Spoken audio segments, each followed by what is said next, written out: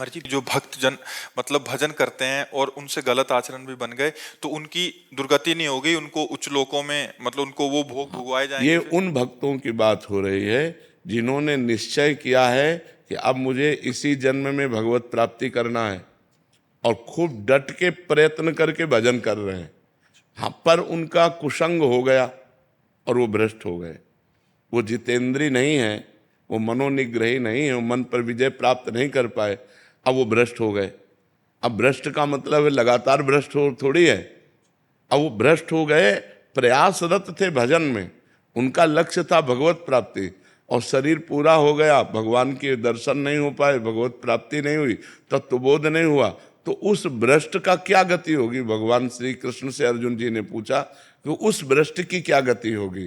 तो भगवान ने बताया कि ऐसे जो भ्रष्ट होते हैं वो नरक तो जा नहीं सकते, क्योंकि भगवान का नाम जप करते थे, भगवान के मार्ग में थे, भगवान के आश्रित थे, वो नर्क नहीं जा सकते। अच्छा, उनका पतन नहीं हो सकता, क्योंकि जैसे आपने 500 नाम जप किया तो आपके 500 नाम तो स्टॉक में जमा है, अब आप भ्रष्ट हो गए, गलत आचरण किए, तो उसका आपको दंड मिलेगा, लेकिन वो दंड खत्म होते ही आप 500 भजन से ऊपर चलेंगे, 499 नहीं, पूरे 500 भजन से ऊपर आपकी गति होगी। तो अब जैसे उनका शरीर छूटा तो उनको पुण्यवान के लोकों में ले जाया जाता है, स्वर्ग आदि लोकों में। स्वर्ग आदि लोकों में जैसे वो स्त्री से भ्रष्ट हुए या जिससे भ्रष्ट हुए, वो सारे भोग उनको दिए जाते हैं। ये उनका पुण्य क्षय नहीं होगा। जैसे यज्ञ करके कोई स्वर्ग जाए, दान पुण्य करके स्वर्ग जाए, तीर्थ यातन करके स्वर्ग जाए, तो उनका पुण्य क्षय होगा, और वो पुण्य क्षय होने के बाद मृत्यु लोक में फिर पुनः अशुभ गति को भी प्राप्त हो सकते हैं। लेकिन वो भजन करने वाले का भजन तो स्टॉक में जमा है, और उसका जैसे वीआईपी स्वागत हो, ऐसे स्वर्ग आदि लोकों में जिन भोगों के कारण भ्रष्ट हुआ है उन भोगों की बाहुल्यता उसको होगी, और जब उसकी उन भोगों में अरुचि हो जाएगी तब उसका जन्म होगा। श्रीमान, कुलवान, धनवान, राज वैभव संपन्न, भोग संपन्न, और वहां जन्म लेकर के उसको ऐसा वातावरण मिलेगा भक्ति का, वैराग्य का, कि पूर्व का जो साधन है वो उन्हें उन भोगों में लगने नहीं देगा। उन भोगों के बीच में रहते हुए भी उसको वैराग्य होगा। अब उसका वैराग्य इतने जोर का होगा कि जब कभी आकर्षण किसी भोग का हुआ तो वो सोचेगा कि मैं तो अपना इतना वैभव छोड़कर आ रहा हूँ, इतना भोग छोड़कर आ रहा हूँ, अब मैं भोग नहीं भोगूंगा, और वो डट करके जहाँ से उसका भजन रुका था वहाँ से भजन उसका चालू होगा, और वो प्रयास करके इसी जन्म में भगवत प्राप्ति कर लेगा।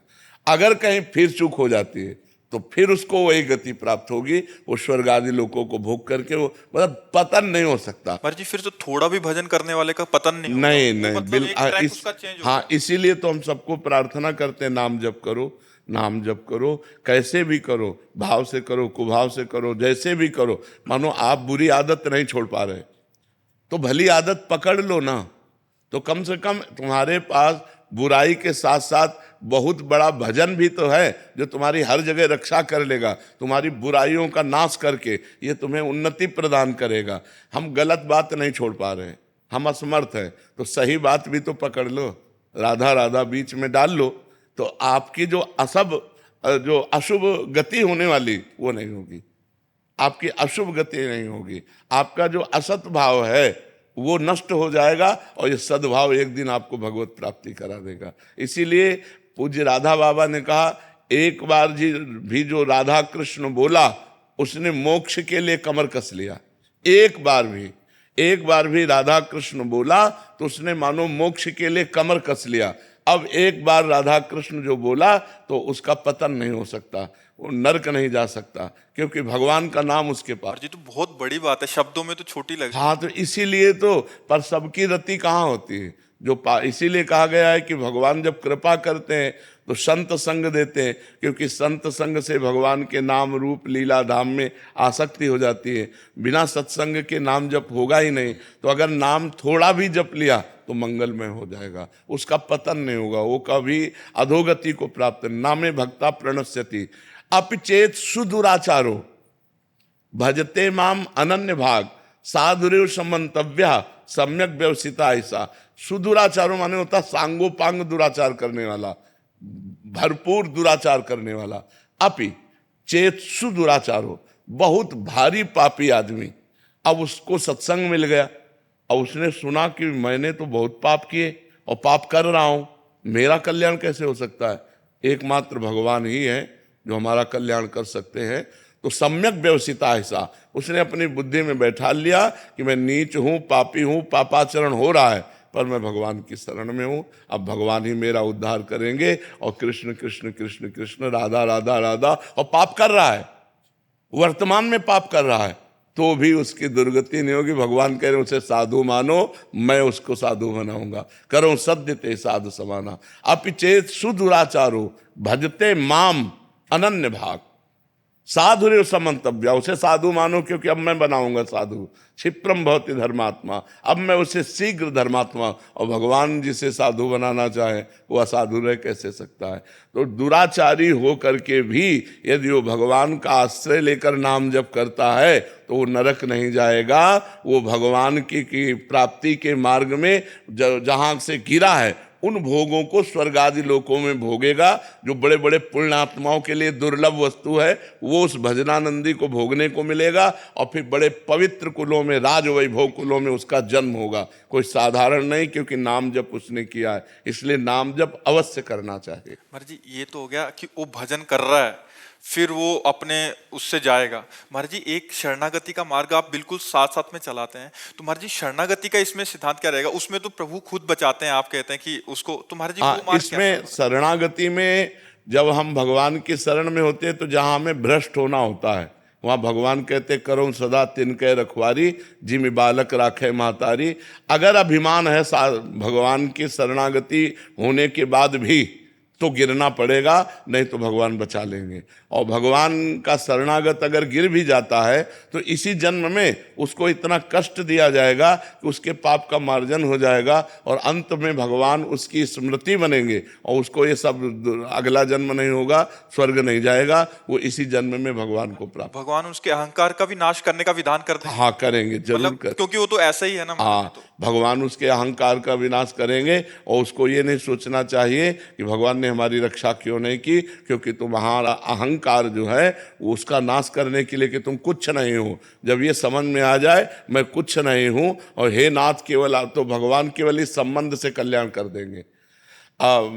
भगवान ने कहा है मत चित्ता सर्वदुर्गाणी मत प्रसादात तरिष्यति, इसमें साधन नहीं बताया। मत चित्ता सर्वदुर्गाणी मत प्रसादात तरिष्यति, जो मेरी शरण में आ गया तो मेरे प्रसाद माने कृपा से वो सब दोषों से मुक्त होकर मेरे को प्राप्त कर लेता है एक ही जन्म में। भगवान की शरण होकर भगवान का भजन कर रहा है, अगर कहीं गिरने के चांस आए तो भगवान उसकी रक्षा करते हैं। अगर रक्षा नहीं की तो तुम्हारे अहंकार का नाश होने के लिए वो भगवान लीला करेंगे, पर ज़्यादा दिन वो लीला टिकेगी नहीं मायामयी, वो तुरंत निकल करके फिर परमार्थ में चलेगा और भगवान को प्राप्त। क्षमा कीजिएगा महाराज जी, पर ये मार्ग और ज्यादा आसान लगता है। हाँ तभी तो शरणागति दुर्लभ वस्तु है, शरणागति हृदय से हो जाए तो निहाल हो जाए। मत चित्तान, भगवान कह रहे मत चित्ता, मत चित्ता, मेरे में चित्त लगाने वाला, बस भगवान आप ही मेरे, हमारे में तो कोई ना मैं इंद्रिय विजयी हूँ ना मन विजयी हूँ। हे नाथ आप ही मेरा कल्याण करो, हे पतित पावन प्रभु आप देख लो। ऐसे भक्त का कभी ना में भक्ता प्रणश्यति, ऐसे भक्त का नाश नहीं होता। भगवान कहते मत चित्ता सर्वदुर्गाणि मत प्रसादात तरिष्यति, मेरे में चित्त लगाने के कारण सारे दोषों का मैं नाश कर देता हूं। और मत प्रसादात तरिष्यति, मेरी कृपा से वो मुक्ति को प्राप्त हो जाता है, मेरी कृपा से वो एक जन्म में ही भगवत प्राप्त। भगवान सब कुछ कर सकते, करतुम अकर्तुम अन्यथा करतुम, एक है साधन पक्ष और एक है कृपा पक्ष। तो जो भगवान की शरण में कृपा पक्ष से है वो साधन करते हुए भी अगर कहीं लड़खड़ा जाता है तो उसके दोषों को प्रभु मानते ही नहीं। जन अवगुण प्रभु मान न काऊ, दीन बंधु अति मृदुल स्वभाव, उसके दोषों को मानते नहीं, दोष है उसका कल्याण कर देते। मत प्रसादात तरिष्यति, मेरी कृपा से वो पार हो। महाराज जी एक और समाधान चाहिए। महाराज जी साधन पक्ष भी देते हैं प्रभु और कृपा पक्ष भी देते हैं। महाराज जी कृपा पक्ष किनको देते हैं महाराज जी? जो सत्संग में, साधु महात्माओं के सत्संग में अपने को अनाधिकारी समझ पाए कि मैं तो नहीं मन को जीत पाऊंगा, इंद्रियों को भी नहीं जीत पाऊंगा, पर भगवान को तो प्राप्त ही करना है, तो हे भगवान मैं आपके शरण में हूँ, मैं जैसा भी हूँ, हे पतित पावन हे भक्त जन रंजन, जैसा भी हूँ नाथ मैं आपका हूँ। अब आप देख लो, आपको जो कराना है हमसे करा लो, भजन कराना है भजन करा लो, जितेंद्रियता जैसे आप चाहो वैसे चला लो प्रभु, मेरे बस में नहीं, मैं तो सिर्फ आपकी, हे नाथ मैं आपकी शरण में हूँ। अंदर से जो बार बार भगवान की वो शरणागति, और जिसका अच्छा ऐसे से ऐसा ऐसे से ऐसा वो हर साधन को पकड़ता हुआ चल रहा है, वो भी भगवान का कृपा पात्र है, क्योंकि साधन पकड़ रहा है पर उसमें कुछ अहम है, उसमें अपनी बुद्धि का भरोसा है, और उसमें बुद्धि का, जैसे शरणागति के दो प्रकार बताए, एक बिल्ली के बच्चा की शरणागति और एक बंदरिया के बच्चा की शरणागति। बंदरिया के बच्चा की शरणागति विवेकवान, साधन संपन्न, उसको इशारा भगवान देंगे कि भ्रष्ट होने का अवसर आ रहा है। जैसे बंदरिया अपने बच्चे को इशारा देती जब छलांग लगाना होता है, ऐसे करेगी तो कस के पकड़ ले, अब वो छलांग मारी, अगर कस के ना पकड़े गिरे तो गिर जाए, वो इशारा देगी कि मैं छलांग मार रही हूं, जरा सा ऐसे बच्चे को संभालेगी, बच्चा समझ जाता है कि अभी छलांग लगाने वाली है और कस के पकड़ लेता है। ऐसे ही भगवान इशारा देंगे कि माया का आक्रमण होने वाला है, तुम्हारे सामने प्रश्न आने वाला है, तुम सावधान विवेकवान हो, इसलिए अपने आप को पकड़ करके बचाओ, साधन को पकड़ लो कस के। और लेकिन जो बिलैया के बच्चा की शरणागति है वो ऐसे तुम्हें ले जाना है जहां ले जाओ, हमें झटका वटका से कोई मतलब नहीं है, इशारा दे वो मैं हूं, चुप रहता। अब वो बिलैया क्या करती है, अपने मुंह में दबा के ले जाती है, जिन दांतों से चूहों को मारती है उन्हीं दांत, वही मुंह में दांत है, लेकिन इतनी सेफ्टी से उस बच्चे को पकड़ती है, जहां उसको ले जाना होता है स्वयं ले जाती है। ऐसे ये अजात पक्षायु मातरम खगा, ये बहुत सुंदर मार्ग है। जैसे जिस पक्षी के बच्चे के अभी पंख नहीं निकले, घोंसले में बैठे केवल माँ की बाट जो होता रहता है, ऐसे जो केवल भगवान की कृपा की बाट जो होते हुए भगवान का सुमिरन करता रहता है, ऐसे भक्त का निश्चित इसी जन्म में कल्याण हो जाता है। जी कावेरी जी, राधे राधे। राधे राधे। महाराज जी, महाराज जी, क्या अंदर की शांति संघर्ष से आती है या स्वीकार कर लेने से आ जाती है? अंदर की शांति ज्ञान से आती है, न संघर्ष से आती है न स्वीकृति से आती है, ज्ञान से आती है। क्योंकि अशांति का कारण अज्ञान है, अज्ञान के कारण ही हम परिस्थितियों में, विपत्तियों में, दुख में, भोगों में फंसे हुए हैं। भगवान ने कहा है, श्रद्धावान लभते ज्ञानम तत्परा सहितेन्द्रिया ज्ञानम लब्ध्वा पराम शांति, पराम शांति मचरेण आदि गच्छति। जब कोई श्रद्धा करके संत महात्माओं का संग करता है, शास्त्र का स्वाध्याय करता है, तो उसे ज्ञान होता है क्या करना चाहिए, क्या नहीं करना चाहिए, क्या करने से शांति मिलती, क्या करने से अशांति मिलती। फिर वो अपनी इंद्रियों को कब्जे में करता है। अभी हम इंद्रियों के गुलाम हैं, वो अपनी इंद्रियों को अपने अधीन करता है। मन और इंद्रियों को अधीन करके जब परमात्मा का चिंतन करता है, तब उसे जो अंदर ज्ञान प्राप्त होता है, तब शांति प्राप्त होती है, जिसे शाश्वत शांति कहते हैं। कि भारी से भारी विपत्ति में भी उसके हृदय में कोई हलचल नहीं, उसे शांति कहते हैं। प्रारंभ की शांति त्यागात शांति अंतरम, जो जितना भोगों का त्याग करता जाएगा उतना ही वो शांत होता जाएगा। और भोगी पुरुष अशांत होता है और त्यागी पुरुष शांत होता है। तो अगर हम संघर्ष से कहें तो संघर्ष से नहीं, ज्ञान से, ज्ञान से प्राप्ति होती है। अब हम स्वीकृति करें कि मैं शांत हूं, तो इतने मात्र से शांति थोड़ी हो जाएगी, कोई विपत्ति आ जाएगी। अब ये शांत हो, जब हमारे अंदर ज्ञान है कि विपत्ति किसके ऊपर प्रभाव डाल रही है, ये क्यों आई है, इसका कारण क्या है, और उस कारण को जानते हैं कि हमारे ही कर्मों का फल है, तो हम बहुत शांत होकर, निरपेक्ष होकर उसको सह लेते हैं। तब शांति रहेगी जब ज्ञान रहेगा। अगर ज्ञान नहीं तो शांति नहीं रहेगी। जी, काफी बार ऐसा होता है कि ज्ञान होने पे भी वो नहीं हो पाता, इसका क्या कारण है हमारे? वो ज्ञान केवल ऐसी जानकारी, जैसे स्वप्न में हम देखते हैं कि हम जगे हुए हैं, हम कार्यरत हैं, लेकिन हम सोए हुए होते हैं, जगे हुए नहीं होते, उनको ज्ञान नहीं हुआ, केवल वाचिक ज्ञान है। असली ज्ञान जब प्राप्त हो जाए, बताया ना, जो अंदर से भजन करने से ज्ञान आएगा, तभी एक आता है शास्त्रीय ज्ञान, सुनाकर ज्ञान, और एक होता है अंदर का ज्ञान। अंदर का ज्ञान शांति प्रदान करेगा। जो भजन करोगे, इंद्रियों को भोगों से हटाओगे, और जब असली ज्ञान है तो हमें पता है कि फिर वो शांति भंग नहीं होगी। जब तक ब्रह्म ज्ञान नहीं है, भगवत ज्ञान नहीं है, तब तक तो अशांत रहेगा ही जीव। और जो देखो संत महात्माओं को परम शांत, हर परिस्थिति में शांत, बड़ी से बड़ी विपत्तियां फिर भी सब शांत, नहीं तो परेशानियां सबको अशांत कर देती हैं।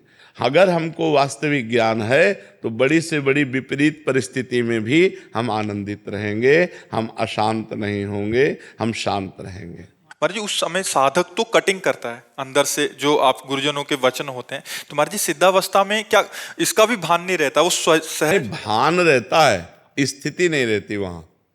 भान तो रहता है, जैसे अब इनके शरीर में घाव है तो हमें दिखाई तो दे रहा शरीर में घाव, लेकिन पीड़ा इनको हो रही, हमें नहीं हो रही। ऐसे इस शरीर की पीड़ा इस शरीर को हो रही, हमें नहीं हो रही। स्थिति प्रज्ञ में ये स्थिति होती है और साधक इसे काटता है कि मैं शरीर तो नहीं हूं ना, ये शरीर मेरा घर है, मैं इसमें रहने वाला अविनाशी हूं। और जो सिद्ध पुरुष होता है वो अपनी स्थिति में होता है, वो भगवान में चित्त को जोड़े होता है। इसके जो कष्ट होते हैं, भान होता है पर उसका दुख नहीं होता।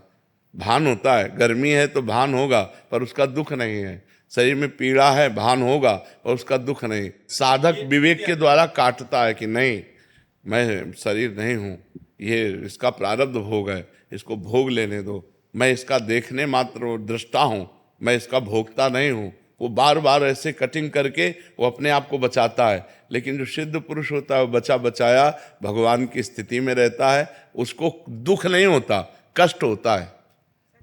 जैसे पीड़ा हो रही है, सर दर्द हो रहा है तो सर दर्द होगा, लेकिन सर दर्द का दुख नहीं होगा। महाराज जी कटिंग करते करते कितना समय लगता है महाराज जी उस स्थिति में? भजन, भजन केवल कटिंग से नहीं बात बनेगी, उसके साथ साथ भजन भी। भजन जितना जोर का भजन होगा उतने जोर का विवेक जागृत हो जाएगा।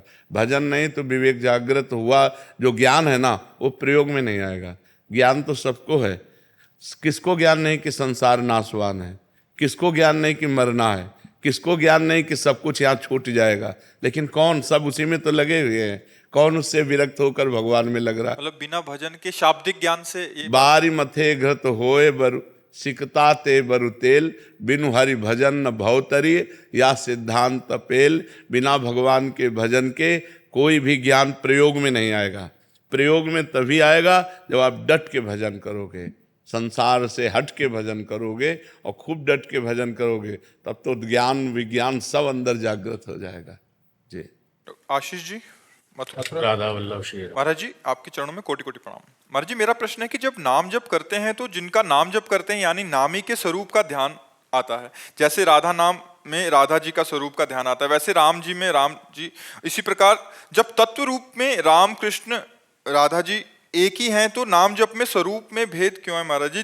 क्योंकि नाम में भेद है ना, नाम में भेद है ना। राधा नाम लिया तो राधा रूप उन्होंने धारण किया है तो राधा रूप आएगा, राम नाम लिया तो राम रूप आएगा, शिव नाम लिया तो शिव रूप आएगा, अगर ओम नाम लियो तो तत्व आएगा।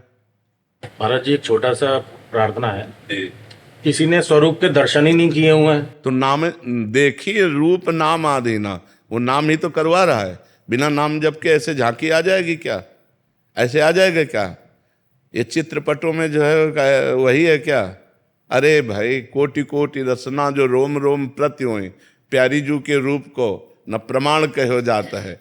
जो को कोटि कलप लगी जीवे, रसना कोटिक पावे, तो रुचिर बदनार बिंद की शोभा कहत ना आवे। जब हम राधा राधा राधा राधा राधा बहुत जपेंगे, हमारा मन निष्पाप होगा, तब राधा रूप झलकेगा। और जब राधा रूप झलकेगा तो प्रेम में हो जाओगे। समझ पा रहे हो आप? महाराज जी प्राकृत स्वरूप चिदानंद स्वरूप एक नहीं हो सकता किसी से? नहीं, कदापि नहीं हो सकता। भगवान का कभी प्राकृतिक रूप होता ही नहीं है। जैसे ये चित्रपट आप देख रहे हैं, ये मानसिक कल्पना में आया, इसमें जो स्याही लगी वो मायाकृत लगी हुई है, इसमें चित्रकार की भावना है।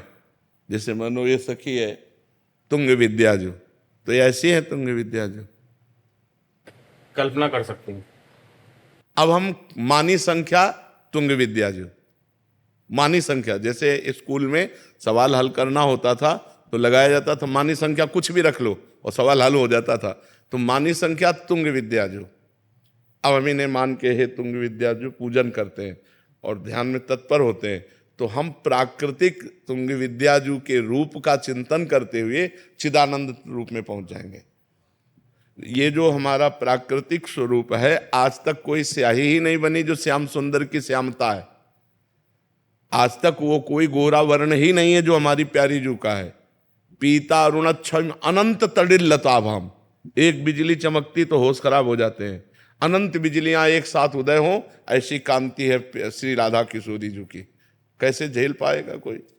तो हम माना श्री राधा जी और पूजन करने लगे और नाम जप करने लगे, तो हमारी इंद्रियों में प्राकृतिक जो क्षमता थी वो हटने लगी और चिदानंद क्षमता आने लगी।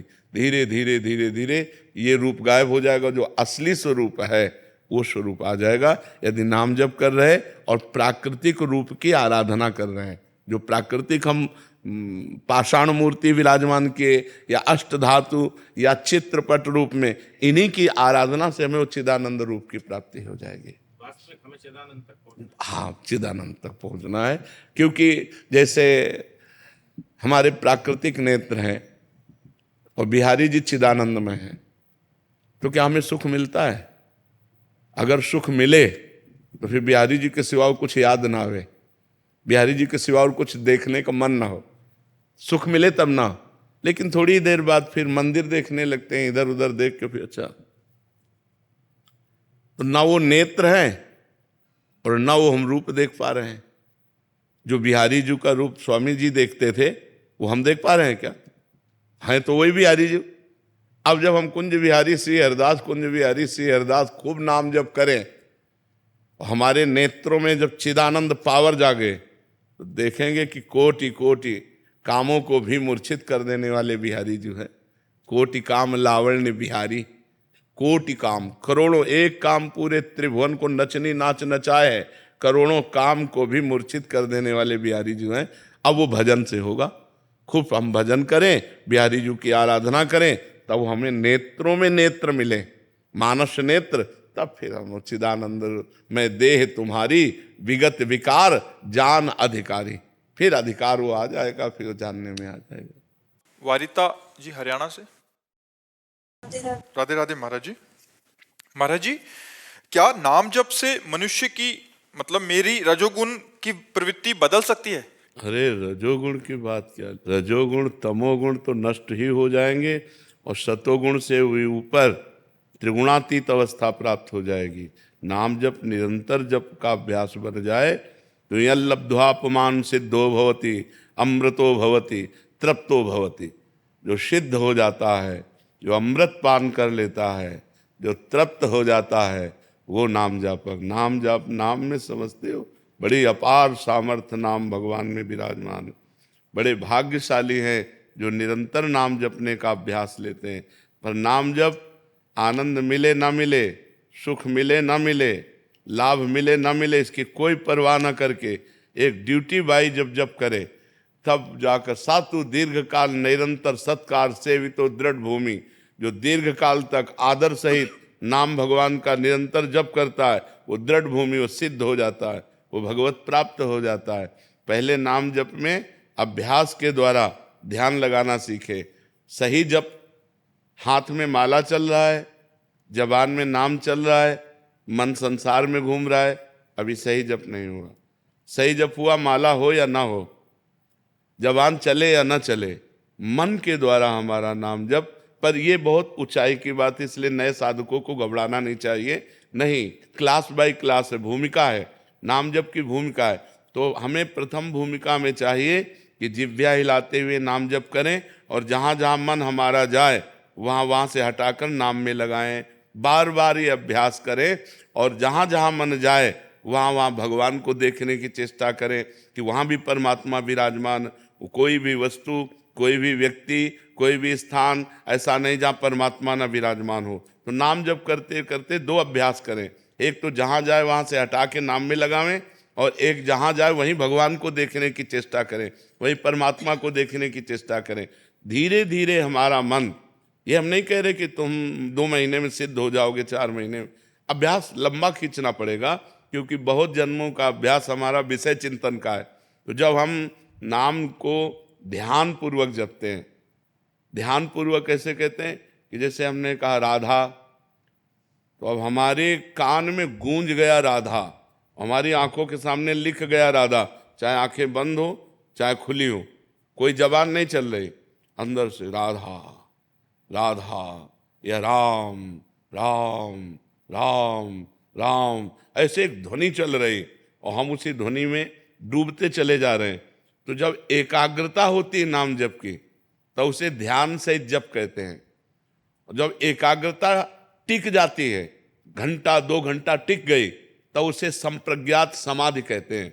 और जब एकाग्रता उठते बैठते चलते फिरते खाते पीते सब समय बनी रहती है, एक क्षण के लिए भी नाम नहीं छूटता, तो उसे असंप्रज्ञात विचक्षणा समाधि कहते हैं। वही सिद्ध पुरुष हो गया। कबीरदास जी कहते हैं, ठाड़े बैठे परे उताना, कबीर काहे हम रहे ठिकाना। चाहे हम खड़े हैं या बैठे हैं या पड़े हैं या खा पी रहे हैं, हम ठिकाने में रहते हैं, अर्थात हर समय भगवान के चिंतन में रहते हैं। तो यदि इस प्रकार नाम जप किया जाए तो नाम जप से त्रिगुणातीत अवस्था, समाधि, परमात्म दर्शन, लीला में प्रवेश, जो चाहे वो सब प्राप्त हो सकता है। नाम से बढ़कर कोई साधना नहीं है, नाम ही जीवन का सार है। और ऐसा नहीं कि अपने साधन नहीं किए, अपने अष्टांग योग का साधन किए हुए हैं, सांख्य योग का साधन किए हुए हैं, कर्म योग का साधन किए हुए, सब करके आपको बता रहे कि सबका सार है नाम में प्रीति हो जाना। हर समय मधुर मधुर भगवान का नाम चल रहा है, जो नाम प्रिय है। अगर नाम नहीं है तो हम सब अधूरा समझते हैं। जिसके जीवन में नाम नहीं, उसका जीवन कूड़ा है। जैसे शून्य शून्य शून्य, क्या मतलब रह गया? अब 1 लगाओ फिर शून्य रखो तो 10, 1 शून्य और बढ़ा दो 100, 1 शून्य और बढ़ा दो 1000, वो बढ़ता चला जाएगा।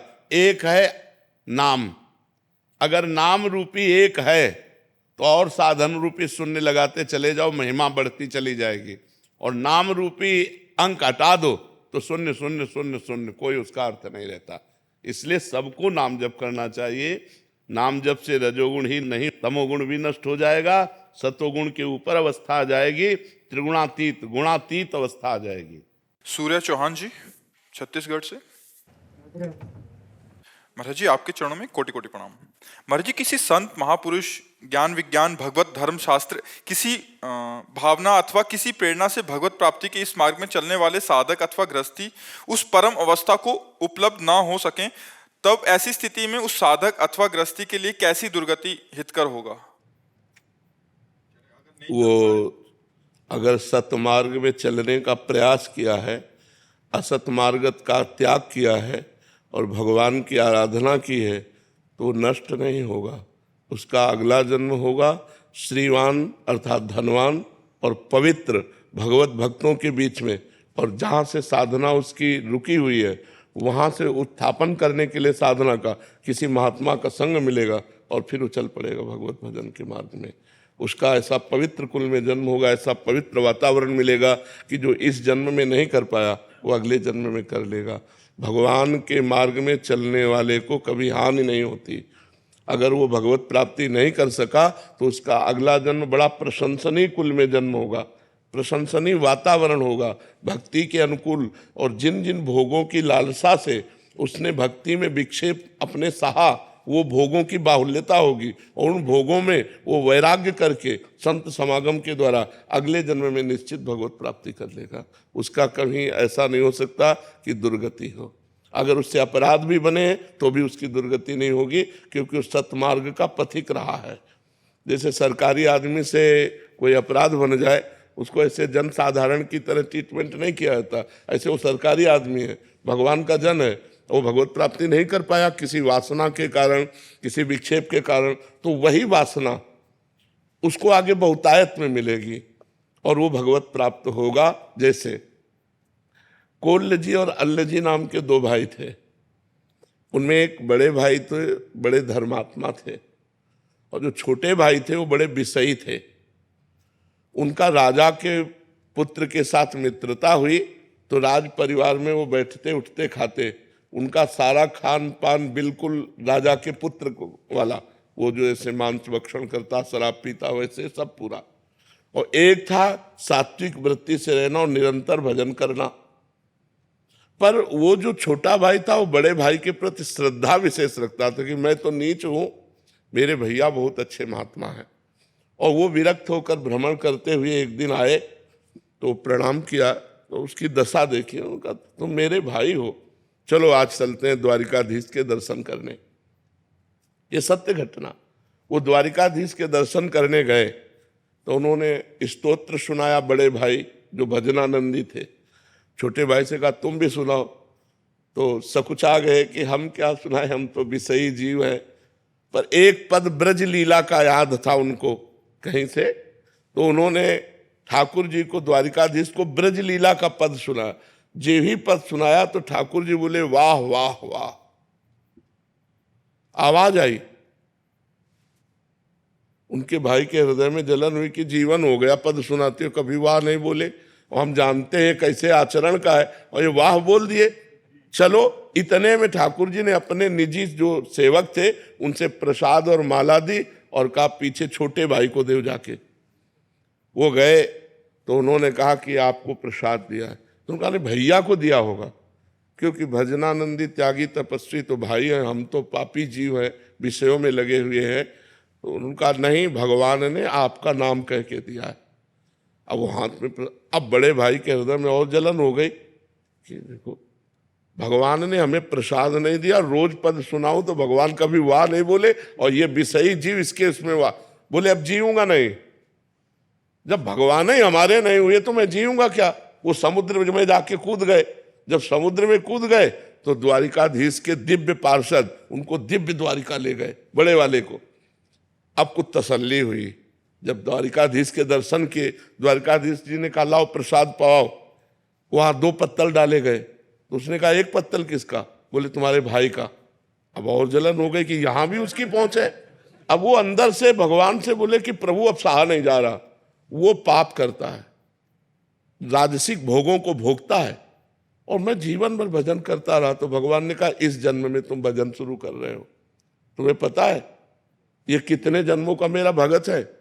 ये पीछे जन्म में वैरागी संत था, हृदय से मेरी भक्ति करता था।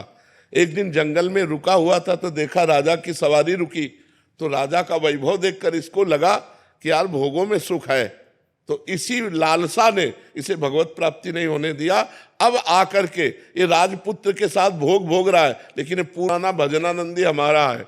तो समझ रहे, तब उनको समझ में आया। तो वर्तमान में यदि हमारी कोई वासना हमें भगवत प्राप्ति से रोक देगी, तो अगले जन्म में उस वासना की बहुतायत होगी और भगवान की कृपा होगी और भगवत प्राप्ति होगी। वो छिन्न भिन्न नहीं हो जाएगा, नष्ट नहीं हो जाएगा, क्योंकि भगवान का नाम, जैसे हमने एक बार बोला राधा, अब ये अविनाशी है, अब ये भगवान की बैंक में जमा हो गया। अब हमसे कोई पाप बनेगा तो हमें दंड मिलेगा, लेकिन वो राधा नाम जो जमा है वो हमारा कल्याण कर देगा। इसीलिए सबसे कहते हैं नाम जप करो, भगवान के मार्ग में चलो, इससे तुम्हारा कभी अमंगल होने वाला नहीं। मंगल भवन अमंगल हारी है। हाँ, भगवान मंगल भवन है।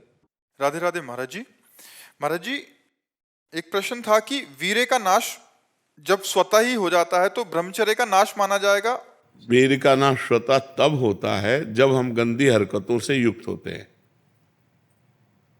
2-4 महीने में कभी ऐसे, तो हमने एक परमहंस जी से पूछा था, तो उनसे हमने पूछा ब्रह्मचर्य के विषय में, तो उनका जैसे दाल चढ़ाते हैं और उसकी उबाल आ जाती है, तो ऐसे वीर्य की उफान होती है। तो 2-4-6 महीने में कभी स्वप्न दोष हो गया, मतलब आपको पता भी नहीं चला, वो तो वीर्य हानि नहीं मानी। जिससे संतान उत्पन्न होती वो वीर्य ऐसे नहीं निकलता। अब हस्त मैथुन के द्वारा, गंदे मोबाइल के दृश्य देखने के द्वारा, गंदी बातों का चिंतन करने के द्वारा अपनी नस नाड़ियों को शिथिल कर लिया। अब स्वप्न में गंदा स्वप्न देखा, निकल गया, वो पूरा वैसे ही है। मेरा ये बात था कि जैसे बिना इस क्रिया के या बिना विचार के भी हो रहा है, या बिना दृश्य देखे। तो पहले से आपने गंदी हरकत की है, ऐसा हो ही नहीं। पहले मतलब बहुत साल पहले, 1000-2000 वर्ष के हो क्या? अरे 18-20 के हो गए, 18-20-24 नौजवान बच्चे कह रहे हो पूर्व काल में ऐसा करे। बच्चा क्या है कि जब ये बहुत गलत प्रक्रिया है जो अब हमें बार बार गंदी बातें बोलने में मतलब, पर हम इसलिए खुल के बोलते हैं कि हमारे नौजवान भाई इसको समझें। ये जो हस्त मैथुन है, ये ऐसी गलत प्रक्रिया है कि हमारे गुप्तेंद्री के नस नाड़ियों को इतना शिथिल कर देता है कि जरा सी गंदी बात चिंतन मात्र से वीरपात होने लगता है, या जरा सा स्पर्श मात्र से वीरपात होने लगता है। गंदी भावना से युक्त हुई आप जहां भाव आपके अंदर काम भाव है, वो मतलब गृहस्थी लायक नहीं रह जाता। अब जैसे पूर्व में ऐसा घर्षण किया, अब जैसे उसका अभ्यास बन गया, तो अब उसके दो ही उपाय हैं। एक तो व्यायाम, 2-3 किलोमीटर दौड़ लगाओ, दंड बैठक 15-20 मिनट लगाओ, अब वो क्रिया बिल्कुल कभी ना होने पाए। और दूसरी औषधियाँ, आयुर्वेदिक ऐसे डॉक्टर से, वैद्य से मिलो जो आपको ब्रह्मचर्य पुष्ट होने वाली औषधि बतावें, तो दो ही उपायों से इसको वश में किया जा सकता है। और जब स्नान करें तब ठंडा जल नाभि के ऊपर यहाँ से 2-4 लीटर ऐसे धीरे धीरे ठंडा जल डालें ऐसा, और जब लघुशंका जाएं तो आधा लीटर ठंडा जल से गुप्तेंद्रिय कोष को, तो धीरे धीरे वीर पुष्ट होने लगे तो है घर्षण कभी ना करें। अगर हस्तमैथुन का घर्षण करेगा भूल से भी तो फिर ठीक होने वाला नहीं। और ये इतना बुरा है कि अगर शुरू हो गया तो उठने लायक भी नहीं रखता। तो अभी तो नए बच्चे को सुधार हो सकता है, 2-3 किलोमीटर दौड़ लगाओ, ठंडा जल। जिम करता हूँ, हम जो जिम बात अलग है बच्चा, 2-3 किलोमीटर ठंडी हवा में दौड़ो और दंड बैठक मारो, देहाती अपने देसी काम करो, दंड बैठक मारो और उचित भोजन करो और ठंडे जल का नाभि के ऊपर सेवन करो और किसी आयुर्वेदिक वैद्य से लो उसकी पुष्टता की दवा लंबे समय तक, रुक जाएगा। वो एक मनोवाह नाड़ी है हमारे अंदर। जब हम कोई गलत चिंतन करते हैं तो वो मथानी की तरह, वीर्य का कहीं स्थान नहीं पूरे शरीर में, पूरे शरीर के खून को मथ करके वो 1 मिनट में जैसे दूध से घी निकाल लेते हैं ना, ऐसे खून को मथ करके वीर्य निकालती है।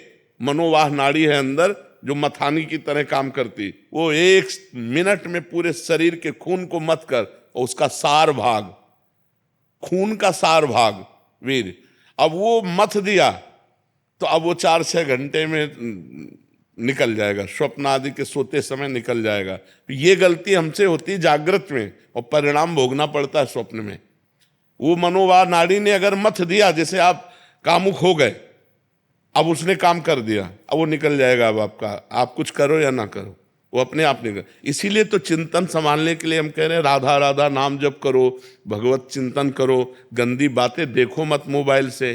देखते हो मोबाइल से आपसे जुड़े न तो कितने महीनों से चिंतन भी नहीं हो रहा है, हाँ, वो पूर्वाभ्यास, चूंकि फिर भी पूर्वाभ्यास, ये हो रहा है। पूर्वाभ्यास जो है ना, तो अब 2 काम कर लो आप, एक व्यायाम और दूसरा हमने जो बताया डॉक्टर से मिलो। डॉक्टर भगवान का स्वरूप होते हैं, वो कुछ ऐसी औषधियाँ देंगे जिससे इसका है, औषधियाँ हैं ऐसी हैं। ये ब्रह्मचर्य रोकने के लिए बिल्कुल बीमार की तरह भोजन किया जाता है, दाल रोटी साग बिल्कुल और पवित्र विचार, चिंतन पवित्र, आचरण पवित्र, आसन पवित्र, तब वो ये ब्रह्म शक्ति है, कोई साधारण थोड़ी। पर बड़े भाग्यशाली हो जो इसे रोकना चाहते हो, प्रयास करो, प्रयास करो। चेष्टा की है, लेकिन आज 23 साल का हूँ, अस्तमैथुन से कभी ये नहीं किया, वीर्य का नाश नहीं किया, आपकी कृपा। ये खाली पता नहीं, चिंतन से पहले होता था, लेकिन अभी आपसे जुड़ा हो तब से तो चिंतन होना ही बंद हो गया आपकी कृपा से इस काम का, और खाली अभी अपना हो रहा है। आप ये पहले व्यायाम करो, व्यायाम करो और ये दौड़ भाग करके इसको शिथिल करो, ये प्रयोग में आ जाएगा तो सही हो जाएगा। चलो एक बार करो, किसी आयुर्वेदिक वैद्य से, डॉक्टर से मिलके आप औषधि भी लीजिए। अगर ये रुक जाए तो बहुत सुंदर बात, जीवन प्रकाशित हो जाए, अगर नहीं ऐसे तो परेशान होता है। रीता शुक्ला जी, महाराज जी आपके चरणों में कोटि कोटि प्रणाम। महाराज जी मैं प्रतिदिन आपका सत्संग अवश्य सुनती हूँ, हनुमान जी में पूर्ण आस्था है। महाराज जी मेरा एक छोटी सी जिज्ञासा है कि जब कोई भगवान का साक्षात्कार करता है तो भगवान स्वयं प्रकट होते हैं या स्वप्न में साक्षात्कार कराते हैं? जाकी रही भावना जैसी, प्रभु मूर्ति देखी तिन तैसी, ये यथा माम प्रपद्यन्ते तास तथैव भजाम्यहम्। किसका प्रश्न है? जैसे भगवान चाहते हैं आपसे मिलना, वैसा आपके अंदर भाव कर देते हैं, या जैसे आप भगवान से चाहते हो मिलना वैसे भगवान दर्शन दे देते हैं? दोनों बातें। जैसे हम ऐसे हैं तो भगवान हमारे अंदर भाव दे दें कि भगवान हमसे मिलें, जैसे हम आपसे बात कर रहे हैं ऐसे बात करें तो भगवान वैसे बात करेंगे। और आपका है कि भगवान मुझे अनुभव करा दें तो भगवान अनुभव करा दे, आपका है कि तत्व रूप में मिले तो तत्व रूप में मिल जाएंगे। जैसे आप चाहोगे, जैसी रही भावना जैसी जिसकी वैसे ही भगवान अनुभव करा देते हैं। तो प्रायः सबसे पहले हृदय में साक्षात्कार होता है। कोई भावना ना करो और आप भजन करो, तो जब भजन परिपूर्ण होगा, तो एक दिन चर्चा हुई थी परसों कि 1 करोड़ नाम जप करने पर स्वप्न में देवी देवताओं के दर्शन होने लगते हैं, और ऐसी ऐसी परिस्थितियां, उसमें कई करोड़ का वर्णन आया। हाँ, तो हमें लगता है 13 करोड़ तक जिंदा रहेंगे कि नहीं रहेंगे। सबसे बढ़िया बात शरणागति की है, शरणागति की है, और नाम जप करते हुए शरणागत हैं। आप जब चाहो मिल जाओ, नहीं हम तो आपको पुकारते रहें। और जितना, ये तो संख्या की बात है, आप मान लो 100 नाम जप कर रहे हो, 100 संख्या 100 है, और आप रो रो के जप रहे हो राधा राधा श्री जी, अब हमसे तो ये करोड़ों के ऊपर जाएगा। जो 100 नाम है ना, ये करोड़ों की संख्या के ऊपर बल लाएगा। अलग अलग पद्धति है ना। अब जैसे राधा राधा राधा राधा राधा तुम्हारी चिंतन है संख्या पर, और एक है कि रो रहा है राधा राधा प्रिया जी। अब हमारे तो कोई बल है नहीं, आप ही बल हो, देख लो राधा राधा। ये 100 नाम करोड़ों से भी बढ़कर हो जाएंगे। तो इसलिए जो भक्तजन है वो संख्या पर नहीं, अपने बल पर नहीं, कृपा पर जाते हैं। तो कृपा से हम जो भावना करते हैं भगवान वैसे ही दर्शन देते हैं। हमारी जैसी भावना होती वैसे ही भगवान हमें अनुभव में आते हैं। स्वप्न में दर्शन दिया है। जो भावना करें, जहां भावना करें वैसे दर्शन होते हैं। लेकिन उनका जब दर्शन होगा तो उसकी पहचान है। शरीर राग मिट जाएगा, मान अपमान सुख दुख लाभ हानि इन सबसे हट जाओगे। निर्माण अमोहा जित संग दोषा अध्यात्म नित्या विनिवृत्त कामा द्वंद्व विमुक्ता सुख दुख संग। अगर ये नहीं है तो वो नाटक है, मन का नाटक है। मन ही कभी भगवान बन जाता है स्वप्न में, और मन ही कभी राक्षस बन जाता है। क्या भगवदाकार वृत्ति हुई? क्या मोह रहित हुई? क्या शरीर का राग नष्ट हो गया? क्या अभी मृत्यु का अवसर आने पर आप निर्भय रहेंगी? नहीं, तो भगवत साक्षात्कार लेंगे। और भगवत साक्षात्कार हो जाएगा तो कहेगा कोई हमें भगवत साक्षात्कार हो जाए। हाँ, करोड़पति नहीं हो तो आप जेब में सबसे बड़ा नोट निकालेंगे ये दिखाने के लिए कि मैं करोड़पति हूं। लेकिन करोड़पति हो तो गड्डी की तरफ हाथ नहीं जाएगा, फुटकर की तरफ हाथ जाएगा। उसमें भी जो कम पैसा, उसमें हाँ दिखाने की कोशिश करोगे। तो ऐसे जो भजनानंदी भगवत तत्व के ज्ञाता होते हैं वो ऐसे होते हैं जिनको आप जान नहीं सकते। वो कभी कह ही नहीं सकते कि हमें भगवत साक्षात्कार हुआ है। आज तक भगवत साक्षात्कार करने वाला कोई भी महापुरुष ये नहीं कहा कि हमें भगवत साक्षात्कार हुआ है। जब हमें नहीं होता तब हम सभा में कह देते हैं। और भगवत साक्षात्कार का आप कह दो हमें बुखार नहीं है, और थर्मामीटर बोल रहा है बुखार है, तो तुम्हारी बात थोड़ी मानी जाएगी। थर्मामीटर बता रहा है, तो ये थर्मामीटर है। निर्माण अमोहा जित संग दोषा अध्यात्म नित्या विनिवृत्त कामा द्वंद्व विमुक्ता सुख दुख संगय। ये भगवत प्राप्त का लक्षण है। कोई द्वंद्व का प्रभाव नहीं, कोई कामना नहीं, नित्य भगवान के स्वरूप में स्थित है। न मृत्यु का भय है, न कोई चाह है, न शरीर के सुख दुख की परवाह है। वो महापुरुष भगवत साक्षात्कार के। भगवत साक्षात्कार एक स्थिति है।